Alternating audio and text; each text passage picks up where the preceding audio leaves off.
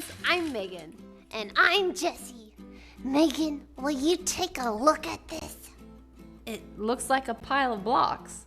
It is a pile of blocks. It used to be my blueberry gravy-inator. Oh, uh-oh. What happened to it? Max, my dog, is what happened to it. Max knocked over the table it was on and it fell apart. Oh no. I'm sure Max didn't mean to break your blueberry gravy-inator. I know he didn't. I just have to build it again. I'll help you, Jessie. In today's Bible story, God's people were in trouble because the wall around their city was broken. They needed to rebuild it, and they needed some help. Let me tell you what happened.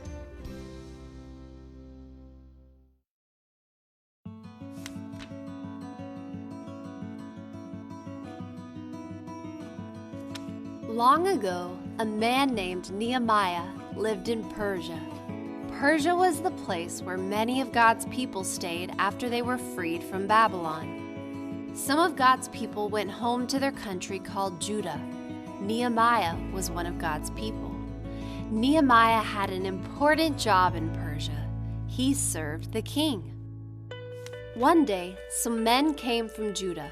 Nehemiah asked them, "How are God's people doing? Are the people who live in the city of Jerusalem okay?" The men had bad news.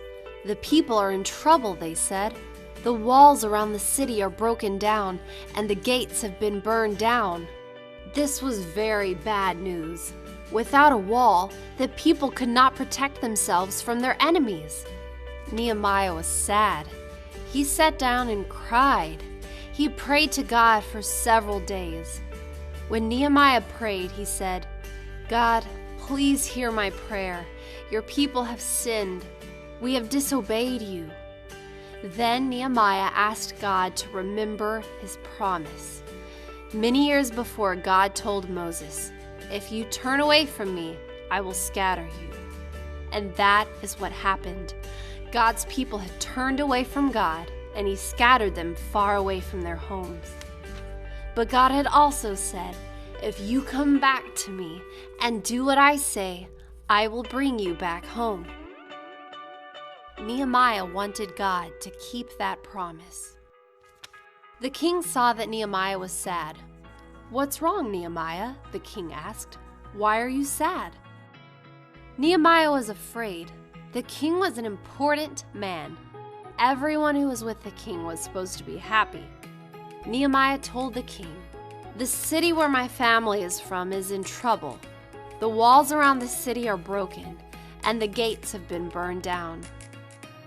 "What do you want to do?" the king asked. Before Nehemiah answered, he prayed.